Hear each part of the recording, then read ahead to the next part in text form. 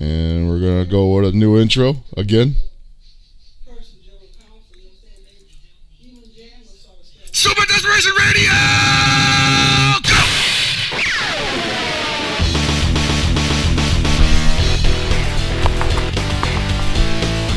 I've got to add more stuff to that. That thing is just that's begging to be fleshed out. Oh, you need to expand your brand? Yeah, like I need to have distorted voice announcing shit like afterwards. You know what you could do is you could hit up Moosehead Lager and ask them if they would perhaps sponsor Super Desperation Radio. Oh.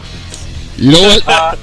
What I think would be cool for the intro is that if we all had just some silly, memorable quotes, and then while the music is playing, we actually just play every quote at the same time, so it just becomes a cacophony of madness where you can't actually understand what anyone's saying.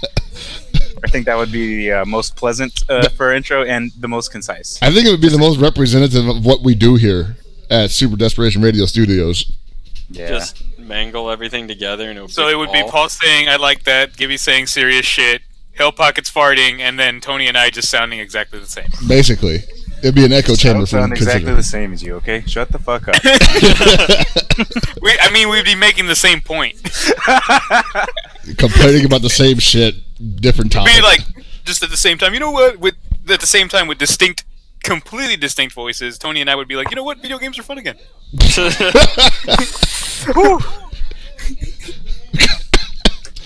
Welcome everybody to another exciting episode of Super Desperation Radio. It's pretty interesting week we had. I say that every week, but I think this is a fairly unique update. I don't know which one I want to get into first. Obviously, we had a very high-profile event cancel on us. I think that's kind of the biggest news right now. It's unexpected news, I'll say that. Yeah, I wouldn't say that I didn't imagine it could happen because obviously, all right, so first of all, we're talking about Final Round Paradise right now.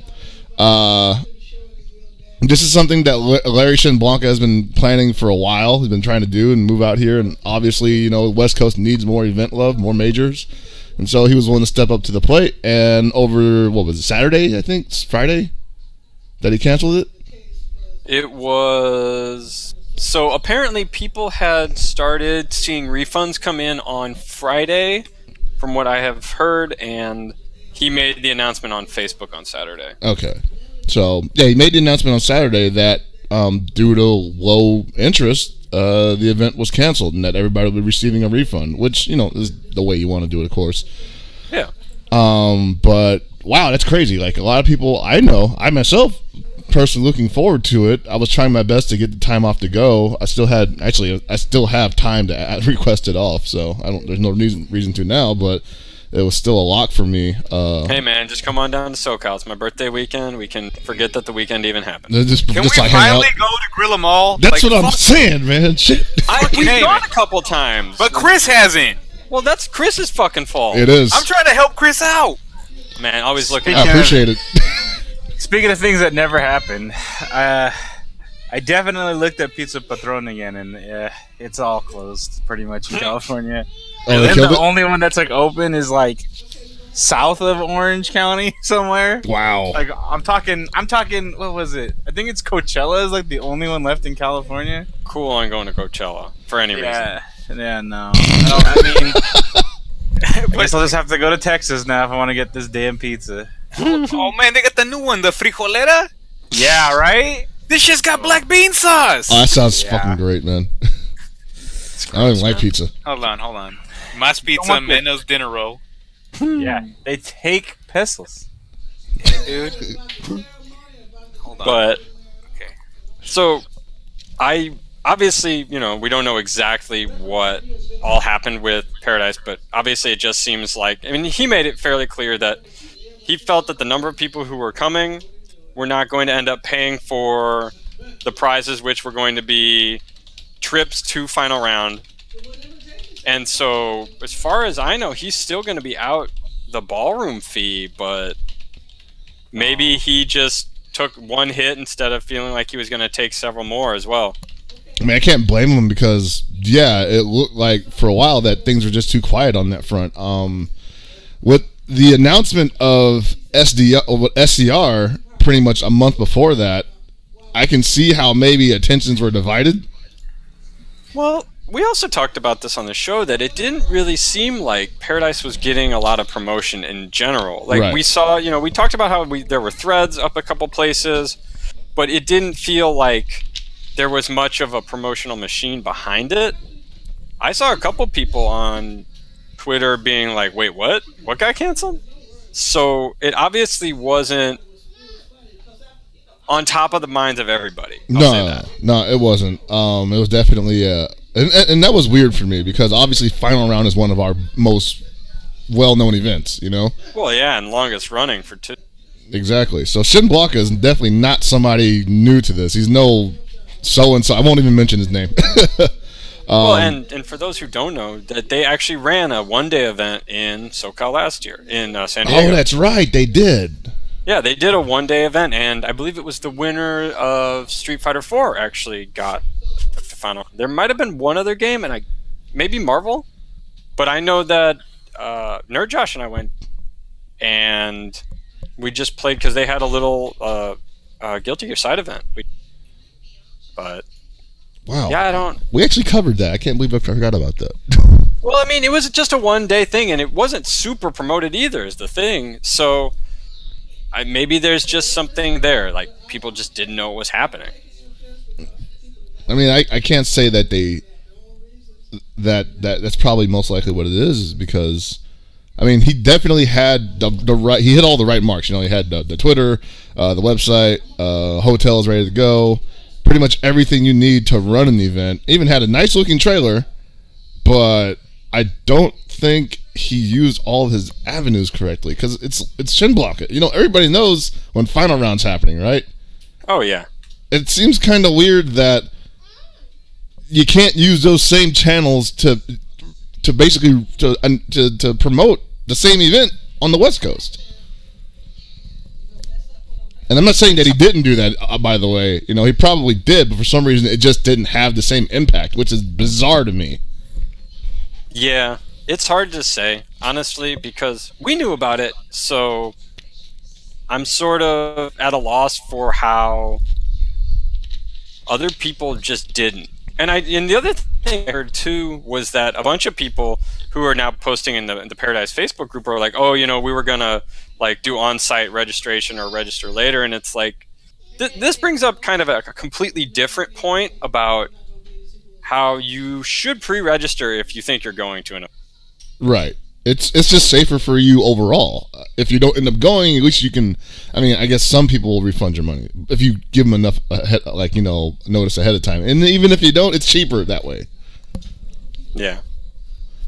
So I don't know, but obviously that is how a lot of people in this community tend to operate is they show up and sign up and they pay on site, and everybody's encouraged to not do that. I think we've been pretty adamant about not expecting that at all events, obviously. But yeah, I've seen that. I've seen people saying that San Diego specifically was notorious for that, which is kind of weird for to understand. Like, it's in your own town and you can't pre-reg for it. You're gonna show up at the last minute when it's probably like a 20-minute drive for you. I don't know. Well, I think for the longest time nobody was thinking that an event would actually get canceled. Yeah. Yeah. That's what I'm saying. This is very unique. This is definitely the first time where something on this level, something that has the prestige of Shin Blanca's, name on it. This is the first time that it just didn't happen, and it's just like, okay, it's not going to happen at all. We're gonna wait until next year for Final Round, and then who knows what happens with this next year? Is he going to try again? Is it even worth it to try again? Like, what happens? That's kind of the thing is now maybe. You hate to say it this way, but maybe this will serve as a cautionary tale to people. Like, hey, unless it's a tournament like Final Round that's been running for 10 plus years, maybe you should pre-reg because you never know. Right. So, hold on, I'll be right back. This freaking what? Not to mention, along with that, he is refunding people, which is pretty cool. I mean, so pre-registering didn't hurt anything. And apparently he was even, refunding people before he even put up the announcement that it was canceled. Yeah, and that's got to be a pain in the ass. Because I know I use PayPal, and I haven't gotten mine yet. I did hit them up about it. But I know some people use credit card, and that has to be a huge hassle. Yeah. Because I don't honestly know how you can go. I mean, that's just a lot of legwork, manual legwork, when you have to just kind of go back and fund credit charges. Mm-hmm. So It's not fun either. I mean, that this has to be like, the least, popular thing for a TO to do, basically to admit that it didn't work and you got to give everything back. It's kind of like a slow burn too. Like, I wouldn't say a walk of shame, but if there's a walk of shame for TOs, this is pretty close. I don't think it really reflects poorly on Larry at all. I don't think so either, but how's he not supposed to take it that way, It's obviously he probably maybe feels that it's a bit of a slight too on him to some extent, but I mean, there's always extenuating circumstances, especially around the holiday season. Things get a lot tougher, but I mean, I honestly find it to be a little disappointing that the event got canceled, but not like, oh man, I can't believe he did it. More so like you said, there was no real precedent for this before. I never really heard about just like low numbers an event getting canceled, especially something so close. Yeah, I was looking forward to seeing it. I wasn't going to be able to go because all my stuff's gone out of it. But I mean, hopefully it doesn't discourage him from trying to do another event on the West Coast at all. I would hope not. I think it's kind of sad, just like Chris was saying earlier, that San Diego doesn't really get a lot of love. It just kind of is basically, to a lot of people, it's just basically been annexed as part of LA. Yeah, even though it's like 2 hours away. Yeah, it's 2 hours away. So, it was going to be nice to see them get something for themselves, but just didn't work out this time. I do hope that, he does try again, but if he didn't, I wouldn't blame him. Yeah. And that's kind of the sad thing. No, that's like like I said, that's the biggest takeaway for me is the fact that I really do hope that it doesn't discourage him because, we always try and want to unify a scene and such. And I mean, I'd be great with having a Shin Blanca tournament. I always hear final round's pretty awesome. I'd like to go to an event of his that even closer would be even better. But I hope it doesn't think of like, oh, the West Coast hates me and this and that. Like yeah, that's the thing I wanted to put out there is that the West Coast doesn't hate Larry, but I can see how he can probably feel that certain powers or elements or minds have decided that they just wouldn't support him, and he hasn't obviously addressed that out loud or anything like that. He did have some quotes that said that he might have been a little bit overzealous in assuming that he could come out here and just run the event, which is not true. He could totally come out here and run an event.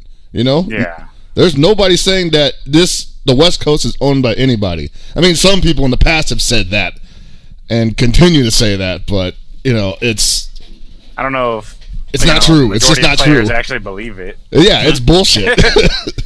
I'm sure the individual stating these facts believes it, but everyone else, I am not quite so sure. Yeah, because if there's a good event that's happening, people are going to go to it. I mean, usually we just don't know what. This is the first time. This was supposed to be the first event, so we have no idea what to expect. Yeah. And obviously, there's a history with new events like Revelations, And I'm not comparing this to Revelations. Obviously, this is at least going to work on a fundamental level. Larry has that down at least. But there's always that stigma. So long, this guy knows how to run a tournament.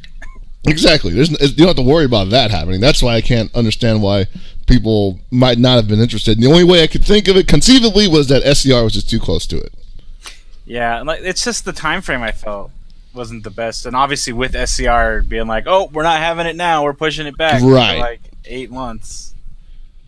Right, and I think it's sort of one of those perfect storm things, and maybe it was, maybe it wasn't, maybe it was still gonna just kind of fly under a lot of people's radar. But you can definitely stand back and look at it and say, well, there's definitely all these events that were happening, and it would be easier to ignore this new event. Mm-hmm. Yeah. Obviously, with like a new event, even if it is someone that might have a lot of experience, I do feel it wouldn't get the numbers, like the ridiculous numbers of, oh, check it out, we got 300-400 people for Street Fighter 4, but who knows, maybe something like that. But I just feel like a nice modest event to kind of gauge interest at first, and then on top of that, just kind of building up the reputation of the event, because obviously, while it might be the same organizer, the environment is the same. It's something that the person might not be as familiar with, like the area in general. Mm-hmm.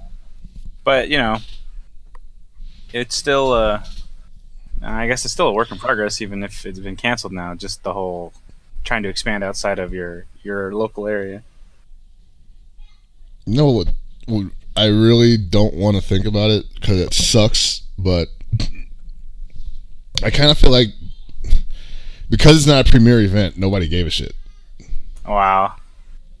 That Man, is. I mean, that's possible. I mean, Yeah, because I never thought about that. Because when I think about premier event or not, that really doesn't affect me, right. Yeah. But that's me. I'm, not necessarily the most common thought person out there. So you could have a very valid point there, and hopefully that isn't the case. I mean, I think that's the only other thing that could have happened, because where is everybody right now that has any chance of getting a spot? They're out at these other premier events all over the world, like Italy, Canada's coming up. Oh yeah, like have something down in Mexico yesterday. We don't care about these events because we don't play Street Fighter 4 and we suck anyway, right? But it's not even that. Like, I never hear about these events, and then I just like click through Twitch, and I'm like, oh, they're in where? And I go right. They just pop up out of nowhere. I guess maybe because it's not in my backyard. I don't really know about it, and then I see the people that are at these events, and then I also see the local talent who is doing exceedingly well against big names. So I'm like, wow, this is actually really cool. So it's always a nice surprise. I think because it's crunch time for Capcom Cup, that probably that is a bit of a detriment to Larry's event, just because people are really trying to get those last points, those last positions that are really trying to get into Capcom Cup, even having to go halfway around the world in order to get there. Yep. So. Well, and an interesting thing is Hanzo in the chat was saying, one of the main reasons that people know about events, either they're new or experience, is word of mouth. And if a lot of the biggest players are Street Fighter players, and maybe they were not going to go to this event because they were focused on Capcom Cup, it's quite possible that's another reason it fell through the cracks. Yeah, like I did not see a lot of typical top 8 players talking about this. Obviously, a lot of events now are boasting like a lot of international talent because of Capcom Pro Tour. You're having like a ton of just people coming in from Japan, China regularly now, and at events that normally didn't get that much like international love, I believe. And I mean, a really good example of another tournament that is YumaCon, which is this coming weekend, and I guarantee a lot of people who maybe are not in the Midwest don't even realize it's happening as well.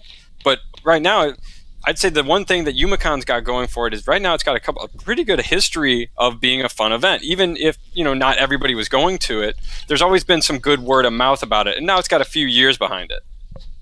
So, but I still think that maybe it's going to be it's off a lot of people's radars too.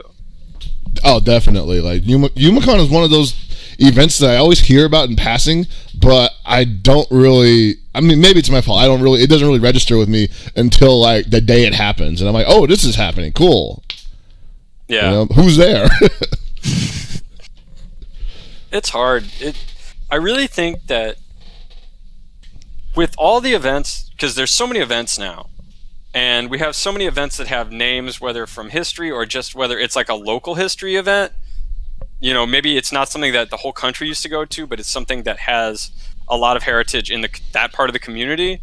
Like, if you don't have either a well-known name like a Final Round, or even like your regional name that's, this is an established regional, it's really getting hard to put your word of mouth in and bring people to the event. Yeah.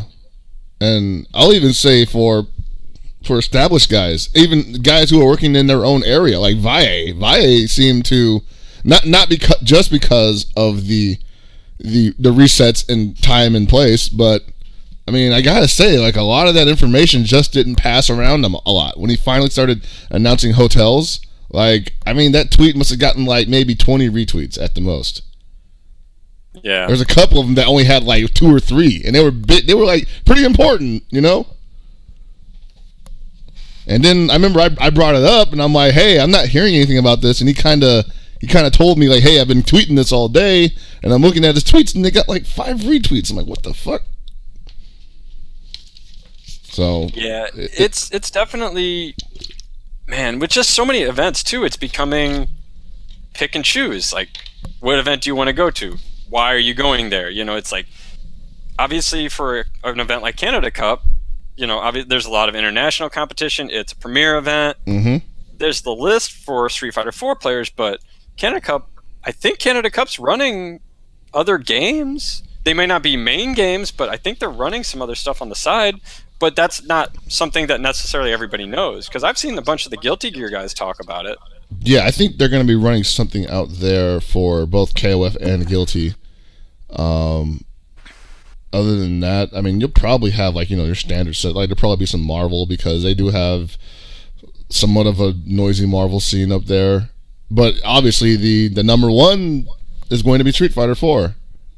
Yeah. And so... Oh, and by the way, apparently we've been pronouncing it wrong. It's Youmacon. Youmacon? Yeah, I had no idea. That's our bad. I mean, I never said it, so... I spells it like I sees it. Fair enough. Yeah. But, yeah, so, like, there's just... right now, in the environment that we are in, this is not necessarily true for next year, because obviously things may change with the new Street Fighter game coming out. But right now, Street Fighter 4 and Capcom Pro Tour kind of just sucks up all the information sharing going on. And the communities that are already going to smaller events, like stuff like Frosty Faustings and stuff like that's already got its set base. And so yeah, I really don't think anybody expects, they'd love it, but I don't think anybody expects, you know, somebody who's just like a Street Fighter player to fly out to the Midwest for Frosty Fausting. Exactly. That's not what it's about. But it is harder for events that don't have that character. Like, hey, we really are focusing on one thing.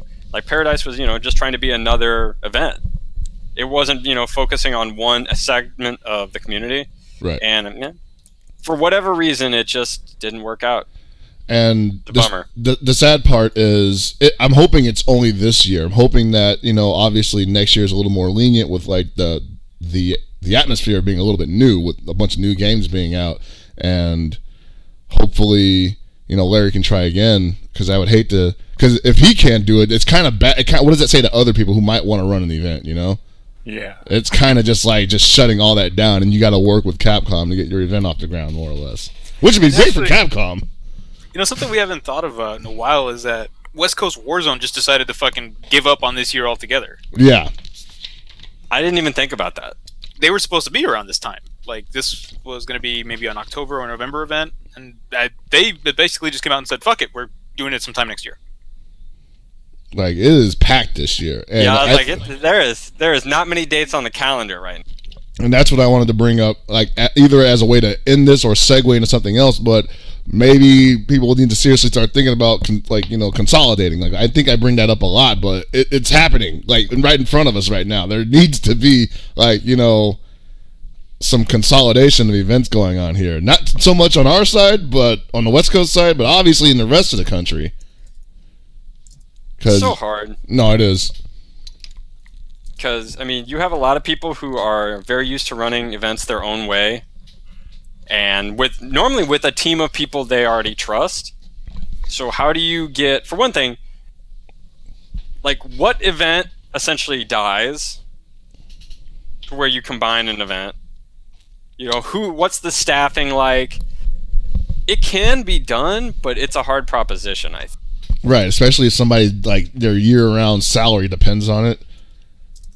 So, but yeah, I don't know. I feel like there's as something... somebody who's never tried to do it myself, I really don't know that I can, like, in terms of that sort of going back and forth and negotiating about running stuff. Right. Well, I think there's room for another event on the West Coast, is all I'm saying. I think we are fine with this.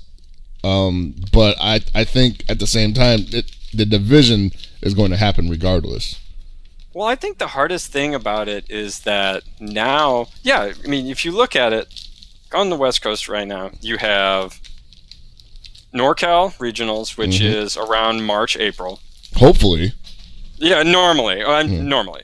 PNW, which was Northwest Majors, which is normally around, it was April last year. They might have been fluctuating. I'm not really too sure. And then you've had SoCal Regionals, which floats around. Other than that, that gives you a lot of the year. I mean, we can include Evo in there because it might as well be. Yeah. But other than that, that's still a lot of year. However, a lot of the bigger name players travel around. So if there's a big tournament in a specific window of time, they're still going to be going to that, not necessarily something. No, yeah, and I can see how that might kill some of the expectations that people might have of some of the events happening out here. And some competition may brew between East and West Coast again, where, you know, some organizers saying, hey, we're having an event that's just as big as NEC and ECT and all those other East Coast events. We're doing it just as big, and there's no reason why you should just stay home and go to our event, you know? And, I mean, that'll be fun to watch, too. I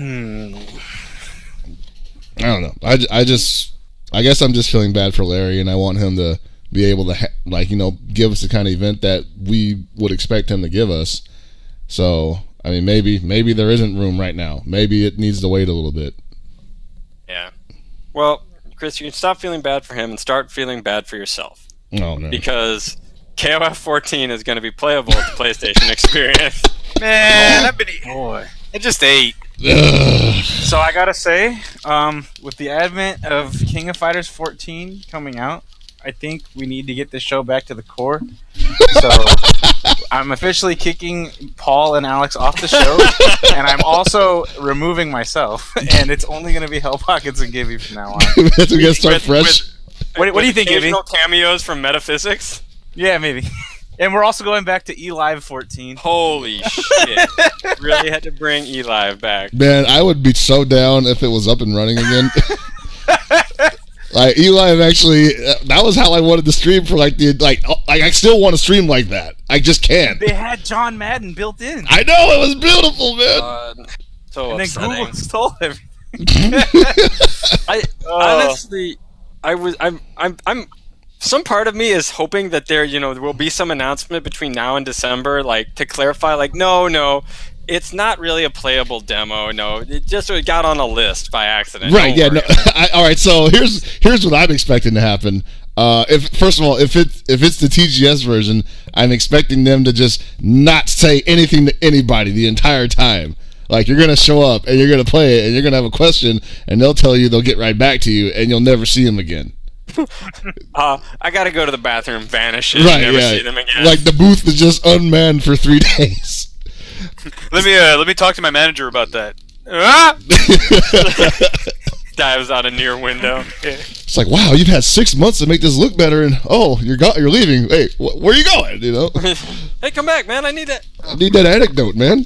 So that's either going to happen. The other possibility is that what everybody is hoping, that the game looks totally different than what we saw at TGS, and everybody what we forget. saw at TGS was just some bullshit. Yeah, at TGS we saw some bullshit, and then they exposed that's Sony. The hope, right? That is the ultimate hope. Is that the game that we see in December is basically not even remotely the same game. Right, but then that's going to raise even more questions. Like, why was Sony willing to let that go out the gate? You know, why did you release that trailer? What was going on with that?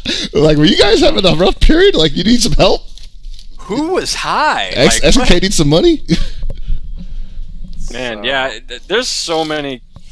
The worst thing is there's so many questions, and we're not going to get answered until the game shows up on the floor. Right, I got to sit there and just play through it and just, suffer right along with the rest of the NorCal community.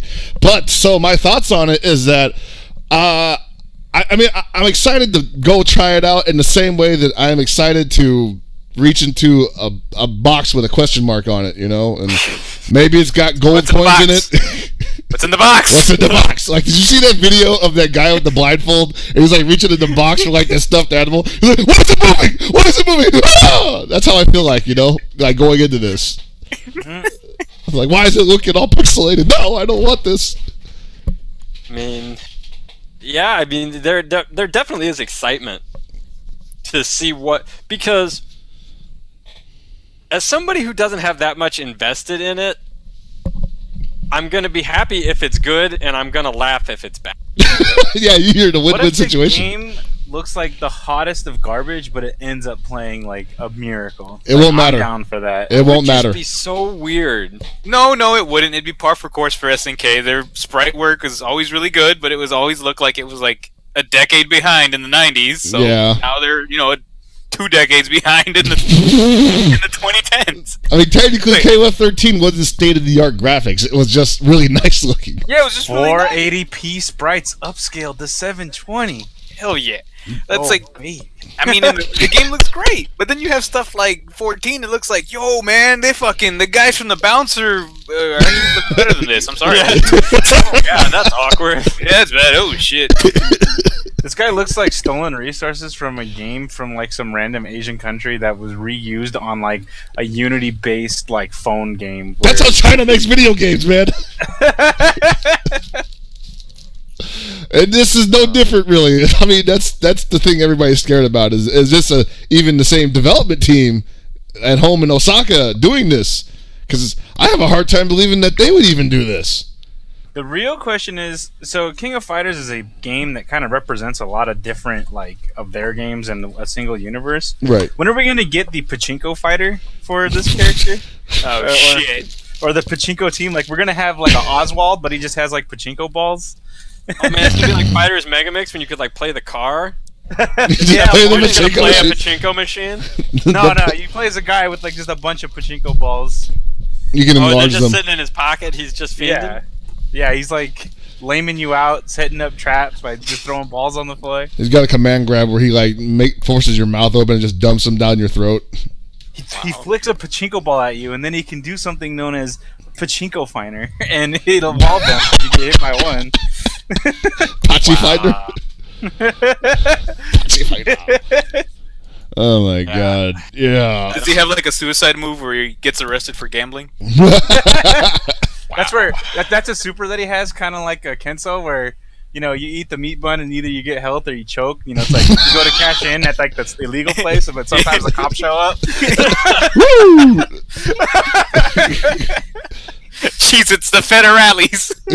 But he just leaves. He's just like, whoop, and he just like takes off. There's like meta for that where like you can use like the cop car swerving in to like arrest you to like hit your opponent.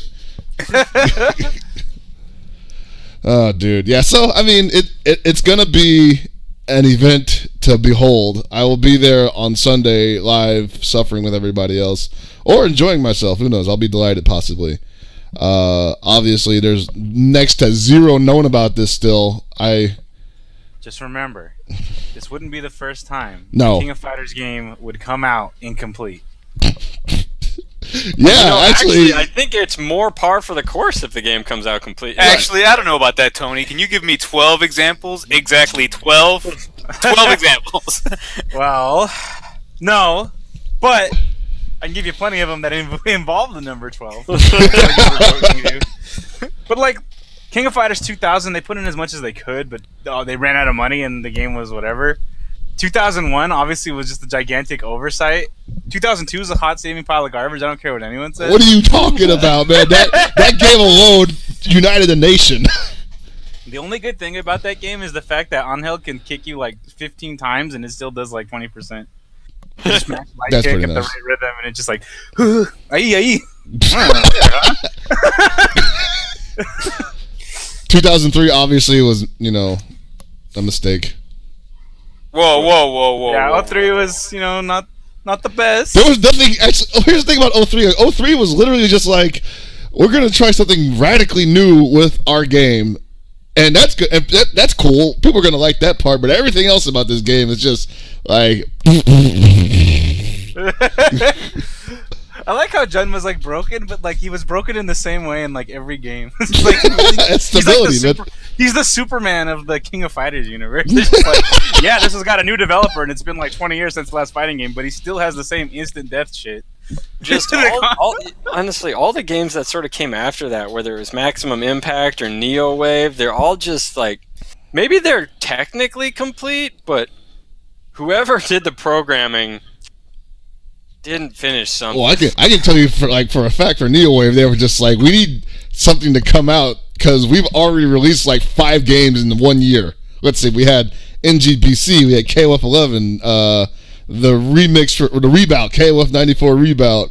Oh god, not Rebout. And then there was NeoWave, and they were just like, man, we just need to finish this up. They were gasping for the last mile. Yeah. 4 games in under a year for SNK. Hey, you know what? At least Battle Coliseum was fun. Battle Coliseum was awesome. They still need to release the Xbox Live version of that for Steam. I can't believe they haven't done it already. I mean, that game is broken, but at least it's fun and broke. It's actually So, got what the I would best really netcode. like for a new King of Fighters game is if they had more teams that were representative of other intellectual property that SNK Playmore acquired because of the Neo Geo. So, you'd have like Sunsoft team or, Visco Games or Can we get that Metal Slug Data, team? yeah, or Data East. Data East, baby. Yeah. And we can't even use they can't use Techno stuff anymore. So no Rage of I Dragons. think they still own the rights to. Only Rage of Dragons, right? I think they do own the rights to Rage of the Dragons, but but that's not actually Double Dragon. I know, Yeah, I know. It's not. It's like Billy and Jimmy Lewis. Okay. Their names are Bimmy and Jimmy, thank you. Jelly. And then, I think I don't know if they do or not, but they might own the Super Dodgeball versions for Neo Geo, like of the characters. Probably not. That's like a weird thing, but Well, another beloved developer of ours kind of just has their hands all over that right now. yeah. I mean, I don't really care. That's fine. I want more. I mean, More. if I have to All the time. decide who should have the rights to that franchise, I would pick ArcSys over. You know what? Given what we just found out yesterday, I would agree with you 100%. Yeah, They're that was. finally doing something. I'm not sure if we want to talk about that now because we're still on this 14. Right. We'll save that for later because I'm super excited about that. Yeah. But KOF 14 is going to be good. It's going to be bad. It's going to be something. There. I honestly hope. I like Chris. He's like, let me rush to this next announcement. I want to get there. Chris, can I just summarize? Like, I'm pretty sure your feelings are like, you got a text that just says, "Can we talk?" Oh yeah, I got that the freaking TGS. Like 30 people just like instant message me on my phone saying, "Dude, like we need to do damage control for this." I'm like, there is no damage control. The community You can't control we that. can't control this. This is terrible. It's like, yeah, the "Can we talk" could be like, "Yo, can we talk? I want to let you know I won the lottery, and fucking here's $1,000 for being a good friend." Or, "Can we talk? Hey, I crashed your car while you were asleep." Stole the keys out of your house. Just ran it into a tree. Cops I will need never you to believe I know. wasn't drinking. Yeah. Oh well, maybe they'll have a roster. That'll be exciting, right? Everybody gets hyped for KOF rosters all the time. That's literally I'm the pretty- only thing we have to look They forward get to. mad about when their favorite character's not included. Yep. Don't know about hype. I, for one, can't wait for another 2 years of that discussion. All right. So what's the announcement you wanted to go? So I found this last night. Somebody let me know about this. So there's ArcSys. Obviously, a lot of people know. Me and Tony are huge Neketsu universe fans. Kunio-kun universe. Anything affiliated with Technos is old school stuff. Yeah, it's usually pretty good stuff. And recently, they were all of their stuff was acquired by ArcSys, and Which that well, wasn't too surprising considering ArcSys was already developing the games. Yeah. Million more or less. They might as just well a make all the copyright money. holder. yeah, So- they do more work with overseas stuff than Technos on its own did anyway. And so a bunch of games are coming out that we wanted to get our hands on, but obviously they weren't confirmed for a Western release until yesterday, where bizarrely enough, a PS3, PS4, I think it's on both, and apparently it's coming to PC. Like, What? yeah, I didn't hear about that. apparently there was a PC version at China Joy in July of what they're calling River City Ransom or River City Athletic Heroes. I don't know what the hell they called it. It's basically like, I don't know if anybody's played the original game on NES, but it's basically that marathon game where Yeah. you and a bunch of other friends just run through Japan and Yeah, there's a beat the crap out of each cross-country other. event. There's like an obstacle course event.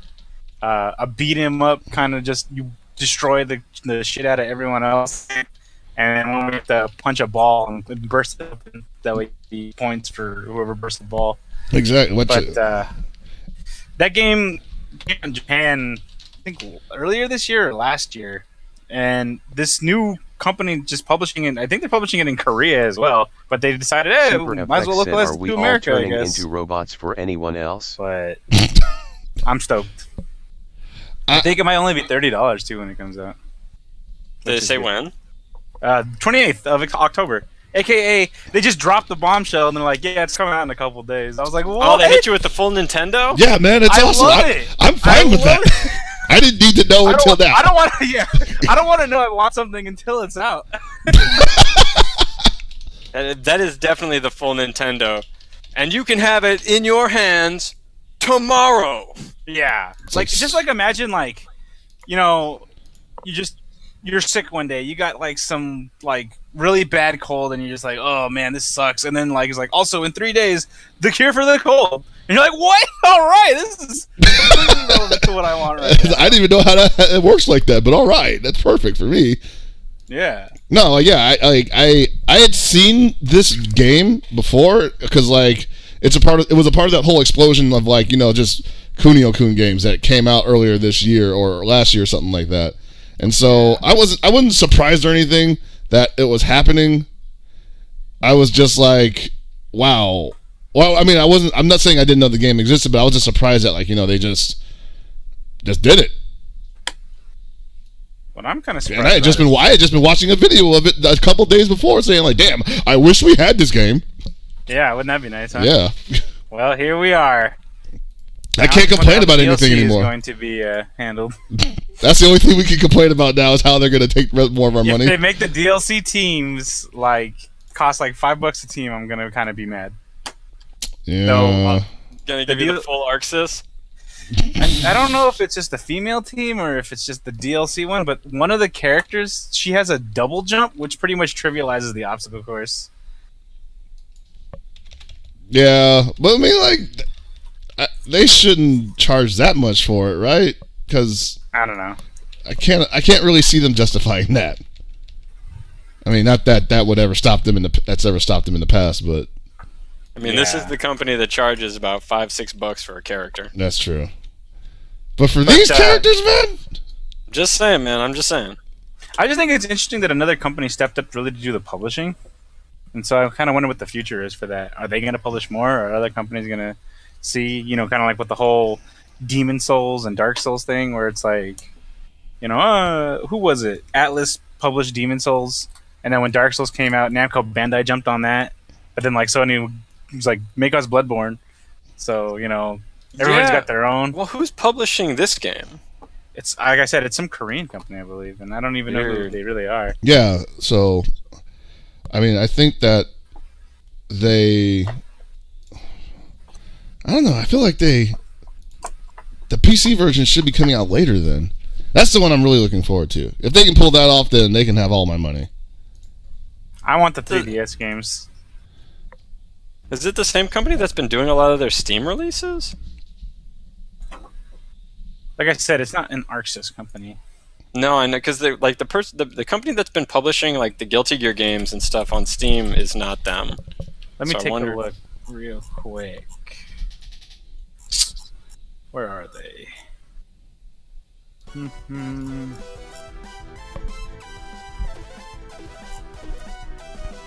Heck, the article go.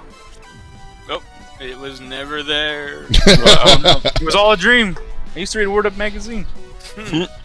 Salt and pepper and heavy dip in the limousine. Wow. See, this is just such a good precedent because it means that they can actually bring out more games that we've wanted, maybe even retroactively. Maybe that Kunio-kun compendium thing that we were joking about last week might actually be possible. I mean, they basically just did it in one game already.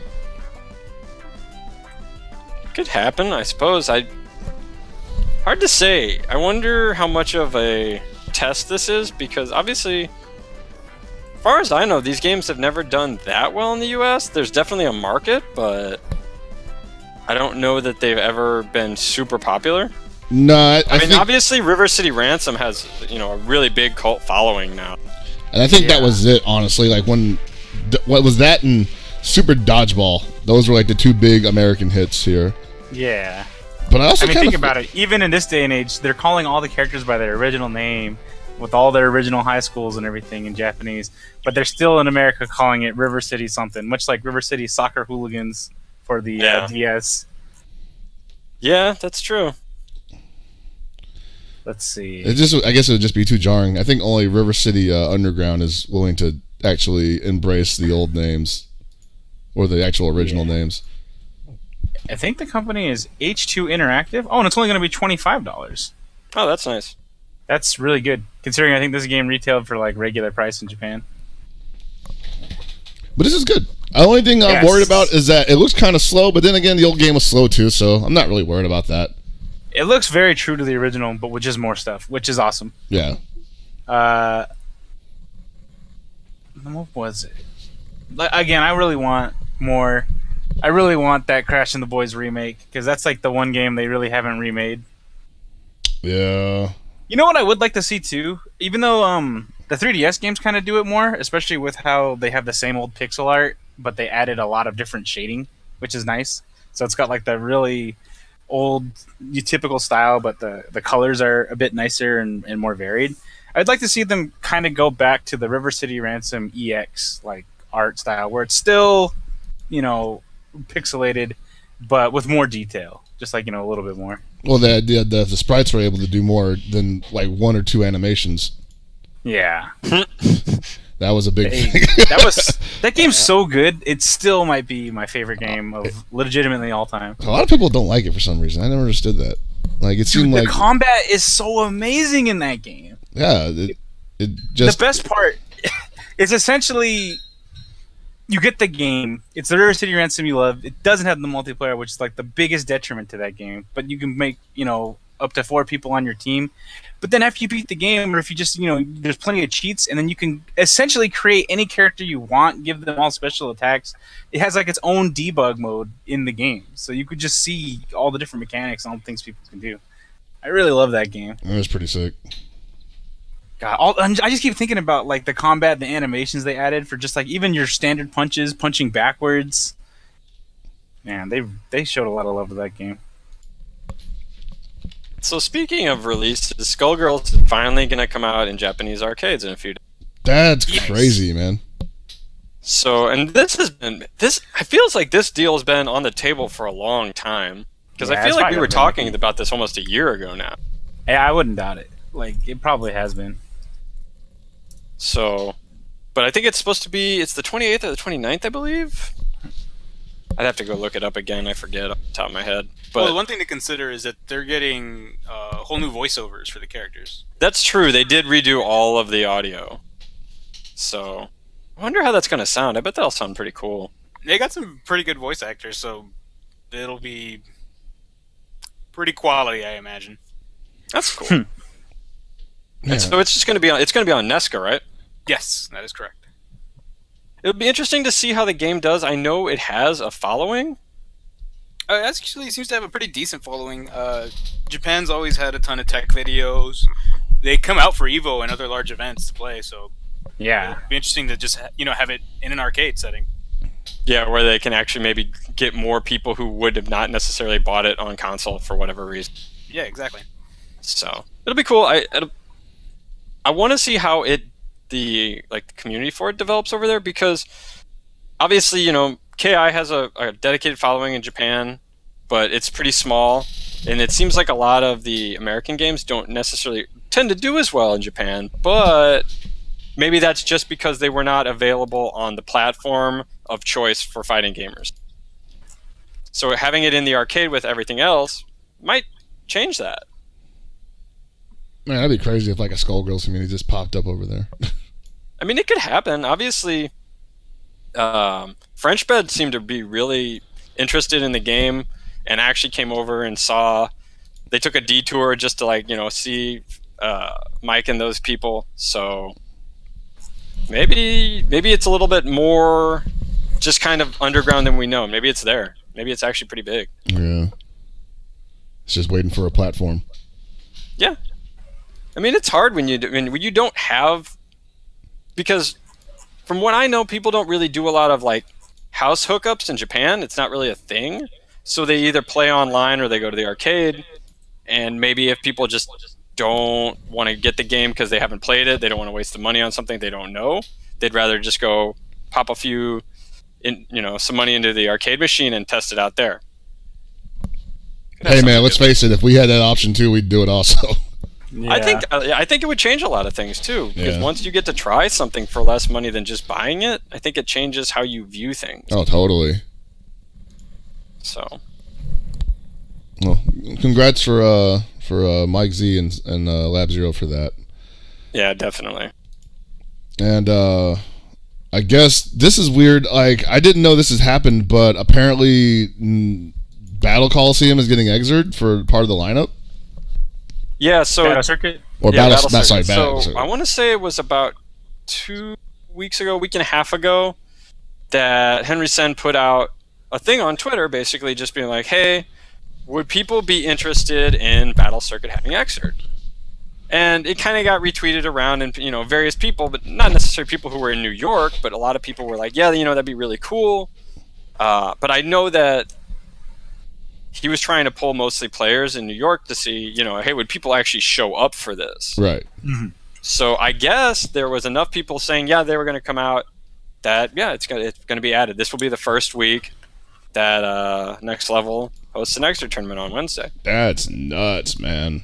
Like, Yeah. How long has it been since, like, it's been anything but just Street Fighter and whatever else was kind of flavor of the month at the time? Well, see, that's the thing, too, is that everything but Street Fighter and Marvel tends to not do as well. Right. But I know that they've been running MKX for a while now, I think. If they're running it, I can't remember if they're running it or somebody else is running. But I know that they've been.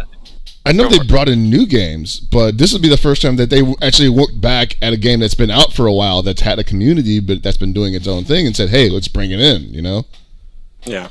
So I think that's a strong message. First of all, for not only for how much they're willing to embrace new games, but also for the community out there who is making some noise. Because let's be honest, this is 10 years ago, nobody would have gave a shit.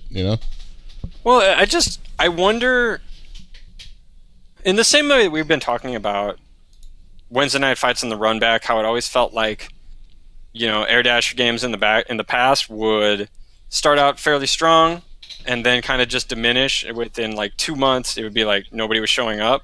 Mm-hmm.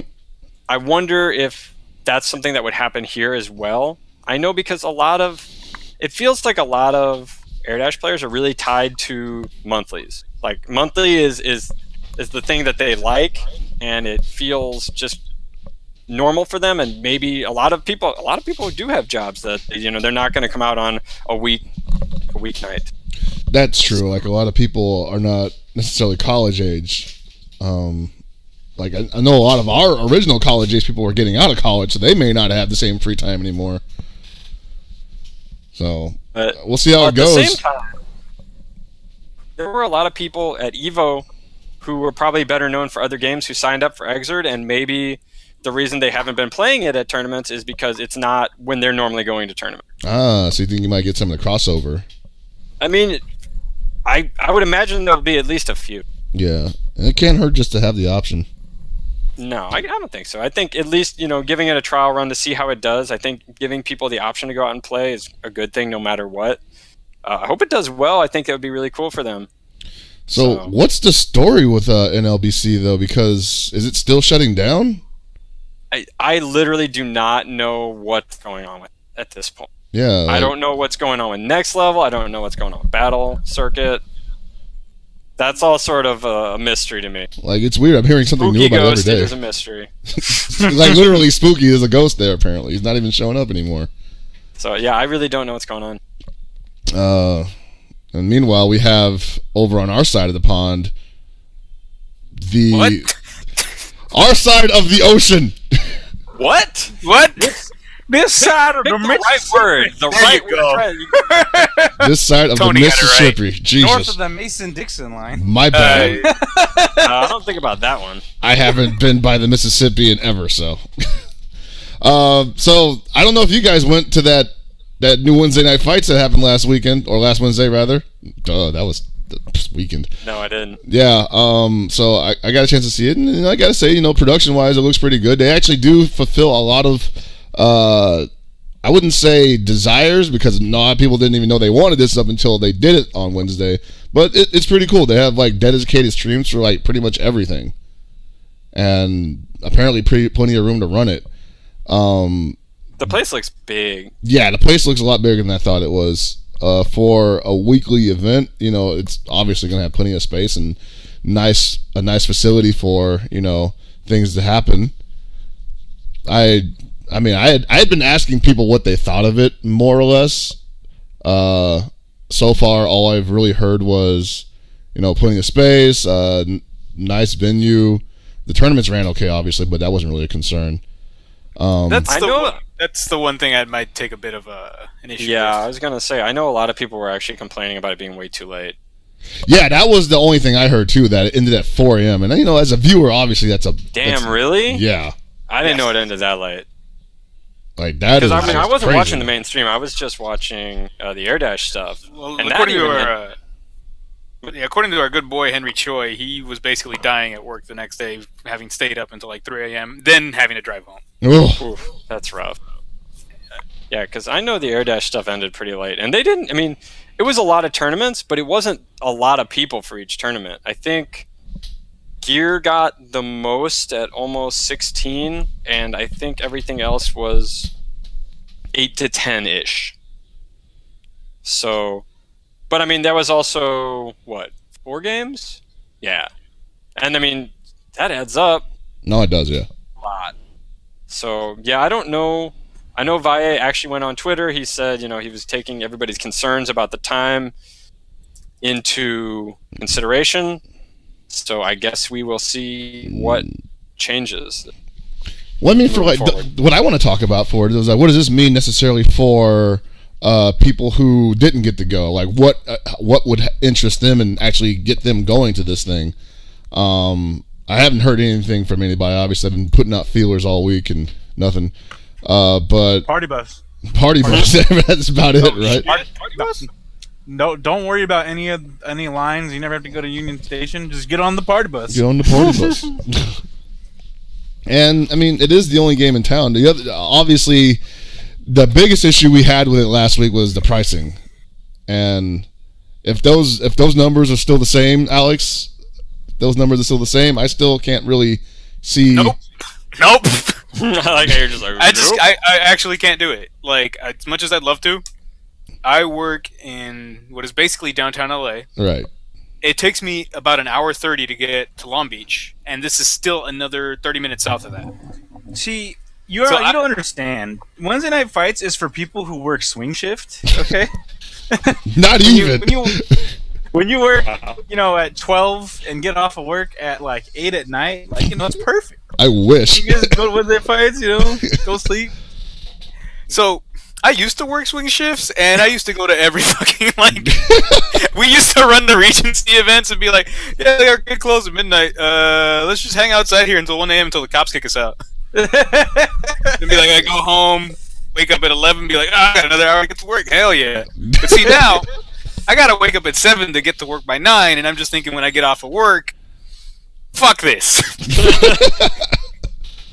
$30, right? Here's the thing. Wednesday night fights and the run back, or whatever we want to call those two events that have been Wednesday, Thursday, the run have always sort of been a hard sell for all but the dedicated crowd, because a lot of people work normal jobs. Right. And that said, a lot of people still would always show up. Even when numbers were starting to dwindle, Street Fighter always got, I swear Street Fighter probably never got less than 40 to 50 people. Damn. So that's pretty damn good overall, as long as your costs aren't. Like that crazy, might right? be that might be the thing. I think that is the thing, and here's the problem with it is Valle's obviously offered the membership package, which I don't think we ever clarified. It's cheaper, I guess. overtime? It breaks even if you go twice, and then if you go multiple times, if you go past the second time, you actually start saving money. So if you have to go if you like every time. every week. It's a good deal. Right. And if you go less than 3 times, it's okay. If you max your first ability, the cooldown will drop. So here's the problem with that. It's the same problem I run into when like I'm taking my daughter to daycare. Right? Is I've already paid for the month, and if she gets sick, I'm just out that money, and I'm mad. And I don't never want to take her to daycare again. I'm like, that's $2,000 down the drain. You know? Yeah, That's a lot of money. That's a lot of cash. It's a lot of cheddar. Yes, it is. That's why I've never really been a fan of like monthly memberships. You know, like maybe I just don't want to go this week, or maybe something's keeping me from going this week, and oh man, I've already dropped that cash. I'm not gonna get it back. You know, and you can make the argument that it's like maybe negligible $3, $3. You know, some people need $3. I guess I don't know. But That's still, 30 tacos. yeah. That's still a loss, is what I'm saying. You know, like unless you Right. got it like that, unless you got it like that. There needs to be more incentive. If I pay for the monthly membership and show up, Alex Vaya needs to give me at least a minimum 3 bottles of water and 12 slices of bread. Otherwise, I'm not coming. Well, Now, can they be like the really cheap bottles of water? It doesn't matter. I have an unquenchable thirst and insatiable hunger. I'm gonna need all the water and bread I can get my hands on. And if I can get some for free, well, so be it. Or not free, I guess, but incentivize it I'm better. just gonna make these water and bread sandwiches. Just I'm gonna make the toast sandwich. I'm gonna put a piece of bread as close as I can to an Xbox 360 until it lights on fire. But they play on PC, Well, which apparently was the problem. I better make sure to unplug the heatsink off the GPU then if I want this toast to get going. anyway, but like it looks good though. That's what I want to come away with it. Like it looks really good. The stage area looks really nice. The chairs look comfortable. You know, it basically looks like it has everything you need to run more than a weekly event, really. I honestly just cannot get over the freaking PC gaming chairs. It looks like you're gonna fucking lead the Enterprise into battle with one of those damn things. I understand that they're apparently comfortable as hell, but This would be better. I think Wednesday Night Fights would work better in the same time slot if Alex Vaya became a medical doctor and was able to call my work the next day and giving them a Just doctor. giving notes out to everybody. Yeah. I can't convince. My doctor said I have a partyitis. I was out. No, I've contracted an RSTD. it was too easy. It was so easy. Man, if Wednesday Night Fights runs past Friday, Oh my God. hand out doctor's notes at the end of the day. Ugh. That's awful. That was horrible. That's a joke that you've just been waiting to tell for years. That's just been it's just been written out. Just like one day somebody will just bring the trap. Just waiting here like a stalking viper. Randy ordered it, man. Like you just sitting there pounding the pavement, like, just- come on, Yeah, just jump RKO'd into out it. of nowhere. RTSD out of nowhere. Oh. Anyways, yeah. Obviously, people can deal with the events running super late. To some regard. I mean, Maybe they plan for it.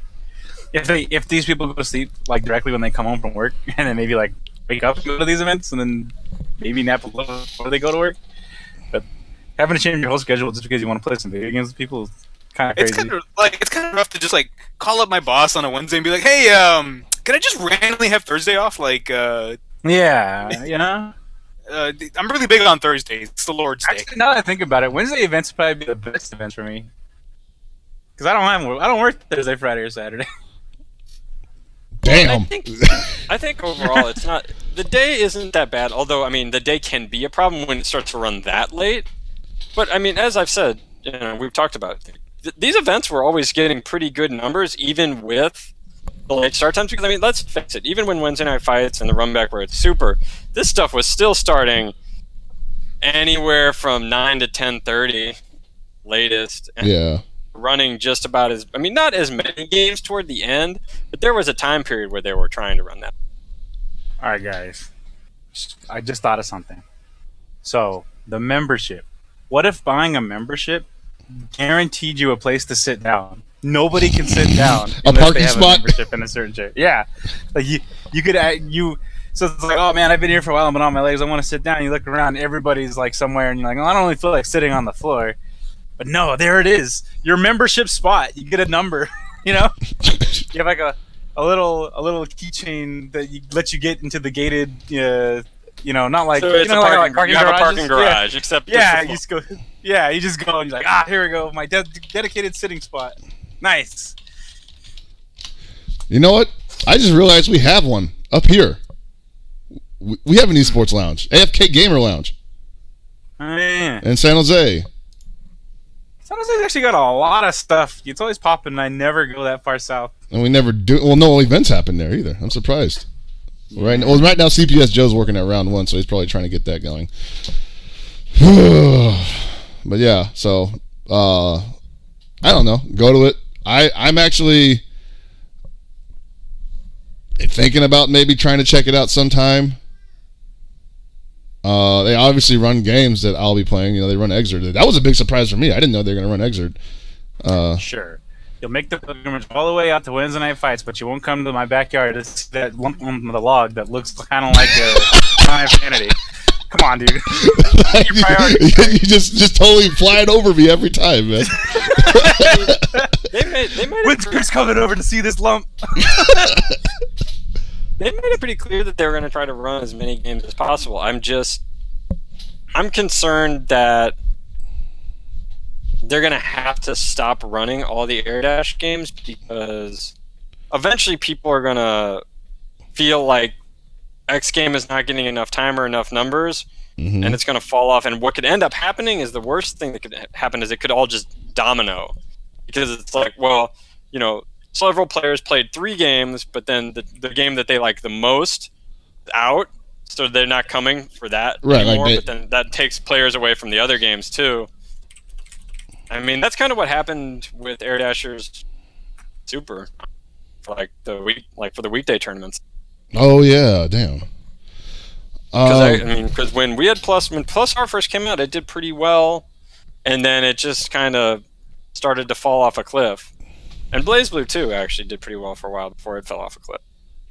So I don't know. It's hard. I just, for whatever reason, which is why I was bringing up about Battle Circuit, is I worry that it'll start off well and then just fall off a cliff. Let's hope not.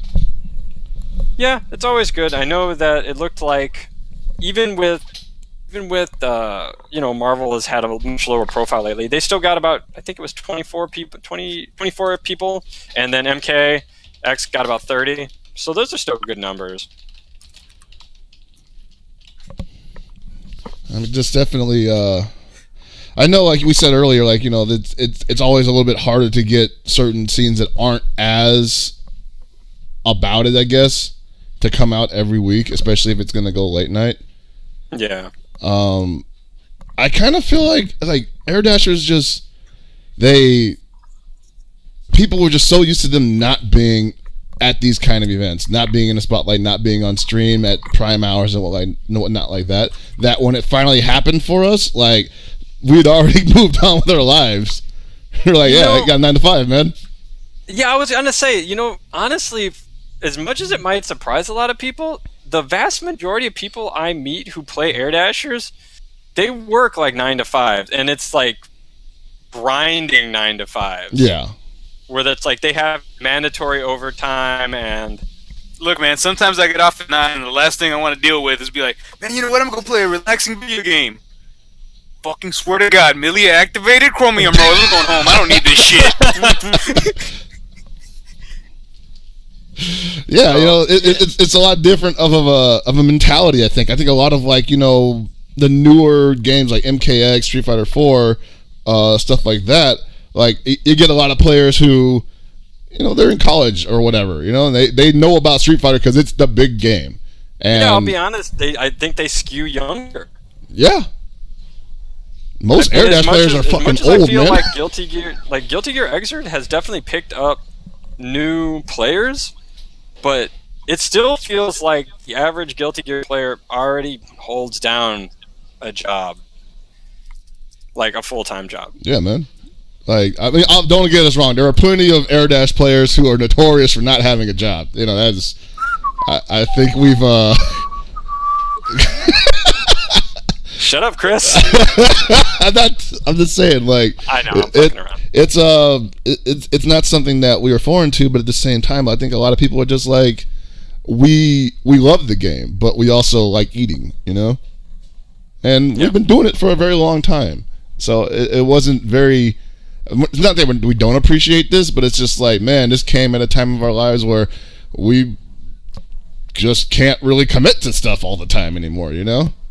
Yeah, well, and the other thing, too, is that because obviously the Street Fighter scene is bigger, right? There's definitely more of all types, you know? There's more younger, there's more older, so, you know, maybe it's just, in this case, I'm only seeing the cross-section of players for Air Dashers that just can't do it.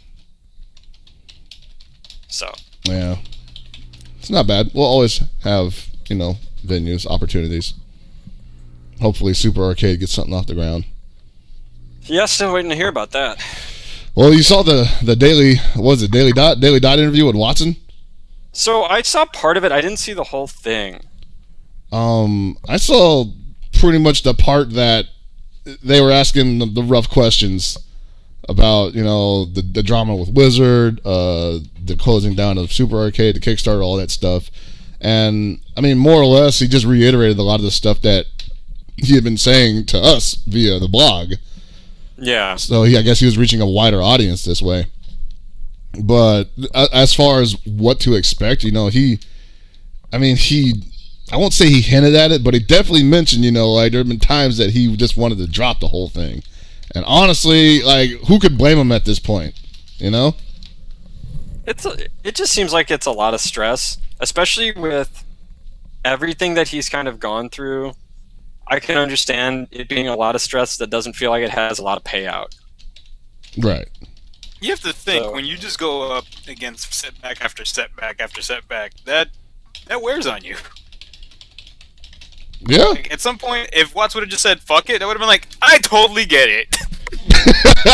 Like, I would have been like, "You know what, man? Fucking thanks. You did what you could. This shit's ass." Right. And the thing is, like, he has gone far enough that even if he said screw the arcade, there's another opportunity. You know, like, he could come up with another kind of event, a venue or something like that. You know, maybe he could have went the esports route, although I doubt he would have. But, you know, it would have been more available to him if he had just not been, you know, if he had decided to change his mind more or less.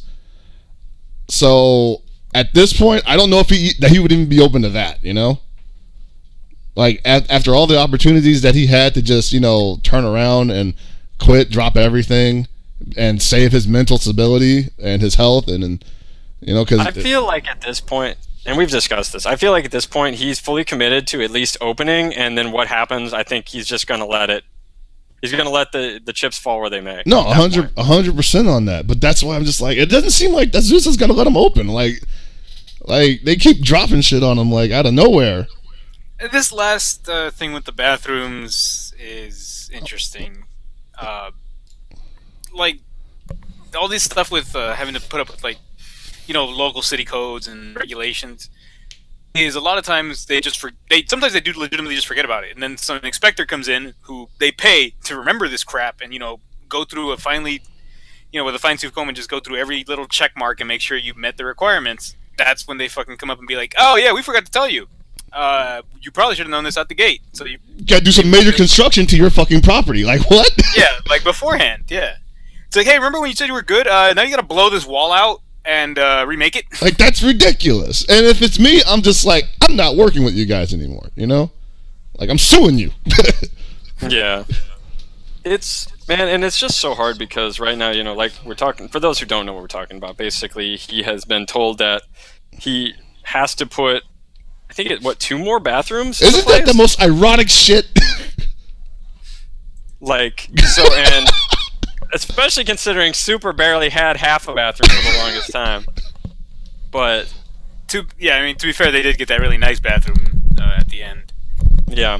But where Watts is right now is that he has X number of bathrooms that I believe there's 2 in there right now, and that they want 2 more. And it's per gender or something, right? Like if it's like that's the caveat here is that Watts was actually trying to prove that there isn't going to be as much foot traffic from women for it to warrant the necessity to meet this requirement of, you know, you're going to have this much traffic that is going to be women, and you got to have a bathroom that's specifically for them. This many bathrooms. Right. And Watts was actually like, you know, trying to come up with a presentation, be like, you know, yeah, we get that, but this is a hobby or a venue that's going to be predominantly male. I mean, nobody's going to argue against that. Like, you know, you could say that we would welcome, obviously, anybody to come out here, but like we know the clientele. You can say they're not going to argue against that, but we also know that the city of Azusa was, you know, ignorant enough to understand or believe fucking people still get shot in arcades 20, 30 years later. Yeah. When some guy fucking like brought up an article from a Dave & Buster's in Seattle. They obviously don't really know. Yeah, so I you know, obviously Watson has not, other than just saying that, you know, this is currently the issue he's dealing with, he hasn't really gone into what he's trying to do, because obviously, I mean, he said something about how much, like, doing all the bathroom stuff was going to cost him, but it was a bunch, though. Yeah, it was a, you know, good grip of money, and I mean, I'll support him until he either decides to do it or doesn't. You know, like Watson's my homie. I love Mondo. I want to see both those guys get everything they deserve, but at the same time, I don't want to see them like the scariest thing for me is like, does he even have the money? Is he gonna have to ask for it again? You know? You don't want to see you don't want to see motherfuckers put themselves and their families out because they've been trying to chase this, like, basically a dream that LA just keeps shitting on. Right.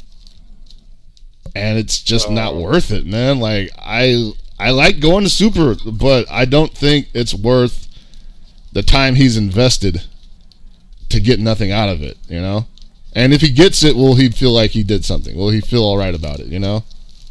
Like, I mean, shit, dude. Like, in a time where, you know, people are starting to wake up and realize, like, hey, this may not go anywhere. There's like this whole gaming thing.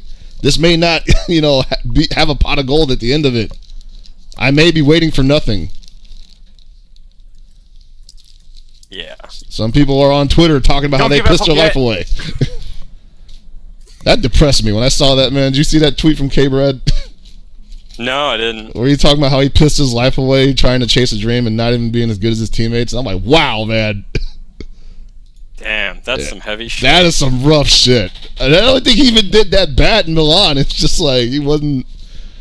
So in a time in a day and age where people are starting to come to that, you know, epiphany, whether it be true or not, you know, is it really worth the kind of shit? I've done legitimately nothing, and I hate myself. I never had the opportunity. Oh my god! I guess I never took that notice. Yeah. Now I'm getting swole. Man, good for you. Glad we ended on such a high point. On a high point. I mean, man. All right, hold on. All right, let's. We gotta fix this. We gotta salvage this one, man. Do I gotta play the intro again? No. We got something to talk about that'll get us all amped. I've been saving this for the end of the show because it's important. So over the weekend, we watched the Big Buck Hunter HD tournament. Oh my god. Okay, I'm gonna preface this with, I actually love Big Buck Hunter. That game's so dope. I'm not even joking. Like, I mean, he wears the flannel for it, so I mean. Oh man, dude. So it was the Big Buck Hunter World Championships, and not only was everybody playing just wasted, like, I'm just talking about, like, people, like, playing around and, like, just getting, like, either a beer or just hard alcohol at the bar, just pounding between rounds. It seemed like everybody in the entire venue was just gone. And the camera work was good. They had plenty of cameras.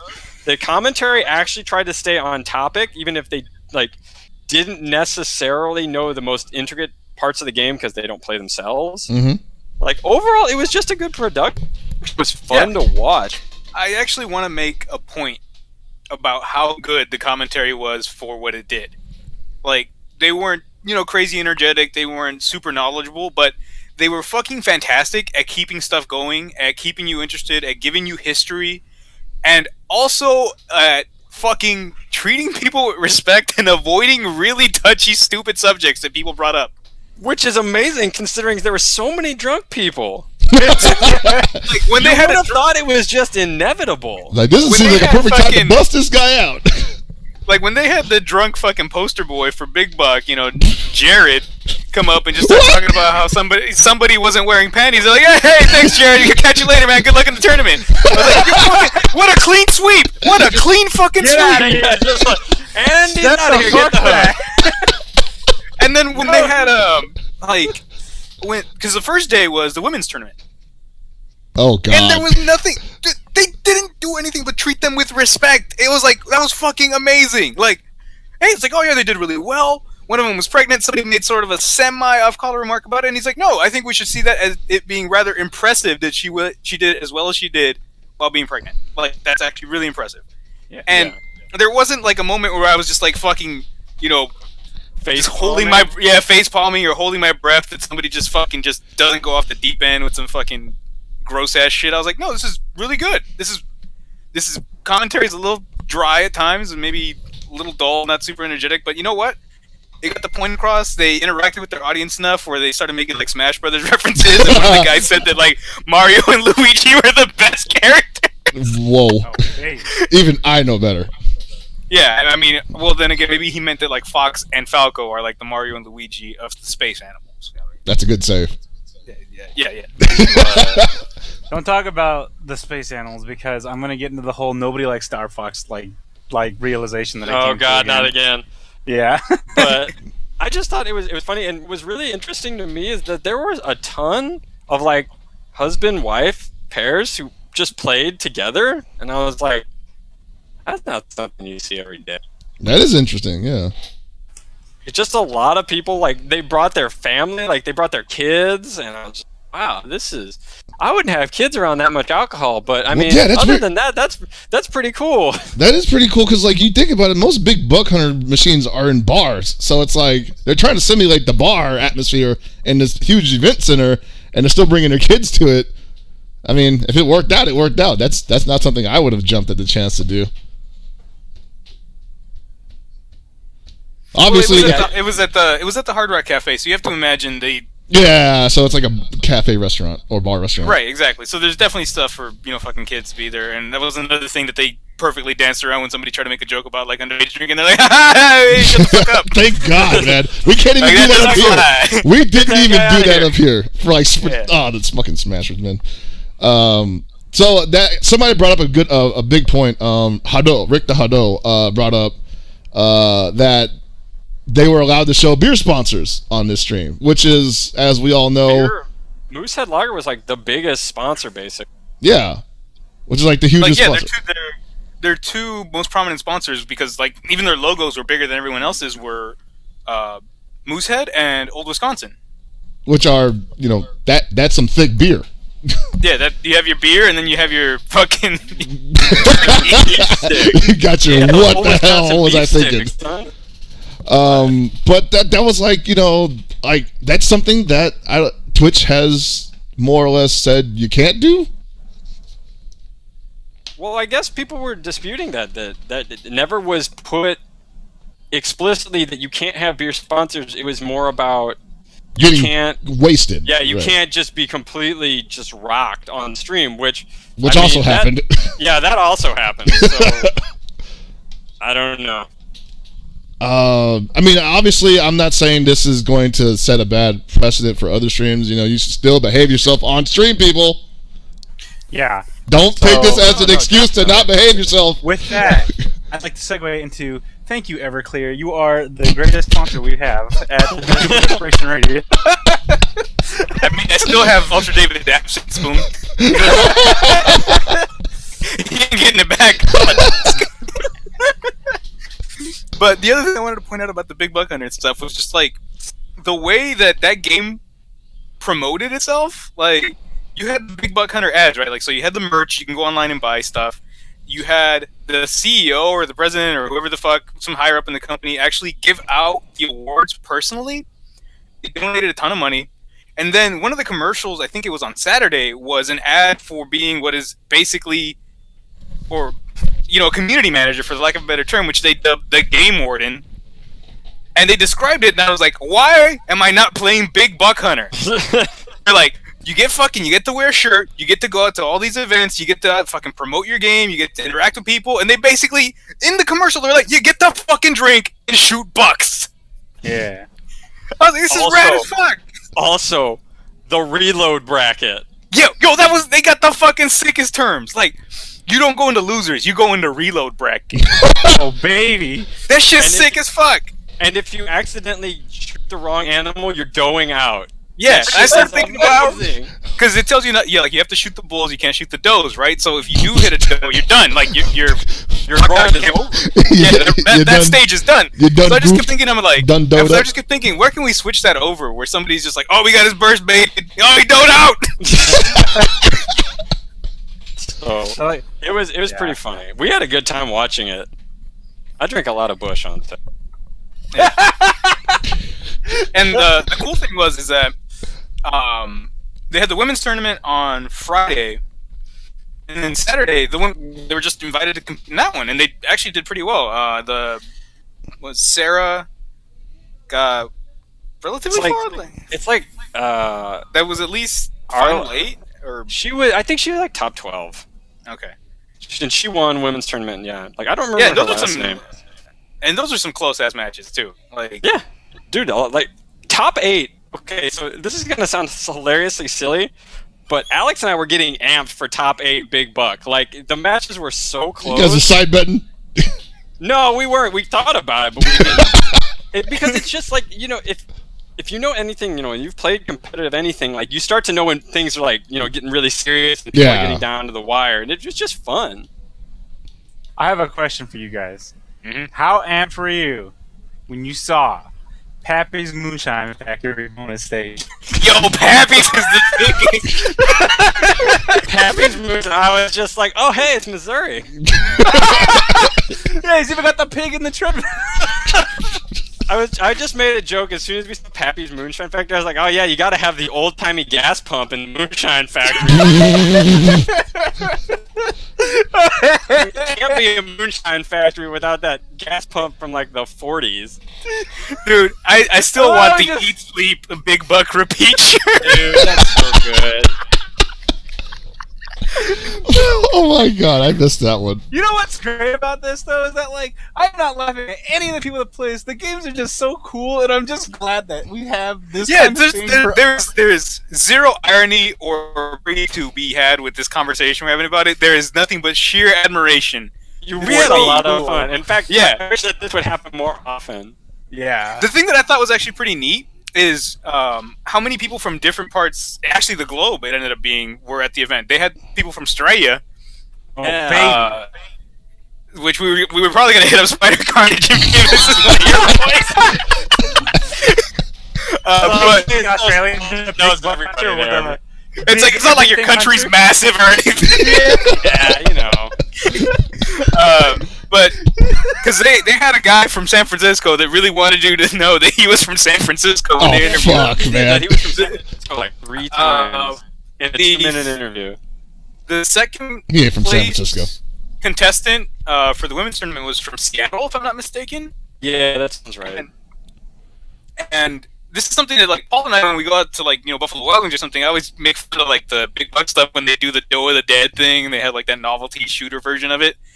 But then I started staring at it one day, and they had the ranking charts, and I realized this was all online, and that you basically ranked up nationally. So, like, do these people qualify in regionals? Because there's like, a whole, like, Road to Big Buck Hunter finals every year? Like, that shit sounds sick as fuck! I gotta start looking this up! Capcom Buck? No, they did it at bars and stuff, yeah. Capcom So I Buck was just Tour. saying this because, down the street from Frosty Fausting's venue is this shitty little sports bar called Rocky Vander's, and I swear that they have Big Buck machines. So this year, for Fausting's, if I end up going, and I'm going to try, we're going to do Big Buck side event on Friday night. I need to make sure to actually go out fasting next time. Because I've never played the game, seriously, but I'm actually going to try to learn, just to be a complete jackass. Dude, but I play that game like a maniac. My shotgun looks like a machine gun when I play that shit. that's the way talking- the pros not- play. It's ridiculous. Not just a machine gun though. Mine's like a submachine gun. Okay, they have precision and grouping. I have spraying everything. spraying. It's like, I'm gonna let you know I'm a man of the cloth and I spray. Just watch. I'm gonna kill $6 on one stage, and then the next stage, it's definitely all dough. Like I have no control over what's going on. I'm like Daredevil with that machine gun from the comic. Oh God, what's going on? I'm sorry. It's just going. Like, just on one final note, because I really want to just look into it more, because competitive anything, and with that much enthusiasm behind it, it's fucking amazing. I want to look into that more. But it did make me research this thing on fucking Amazon. You know, when people started bringing up like legitimate hunting and things like that. Yeah. So you can definitely go buy still steaming buck semen. What? the f- Still. Still steaming buck semen. Oh, It's the freaking aphrodisiac, man. It attracts. even- Oh, God. Guys, I hope. The first video search on YouTube is Brent Chugs steaming buck semen. No! Go look it up, folks. God. I want to say that we just gotten word that if you go to the PlayStation Experience, you could play King of Hunters 14. Snap? Calf. But is it geese or nightmare geese?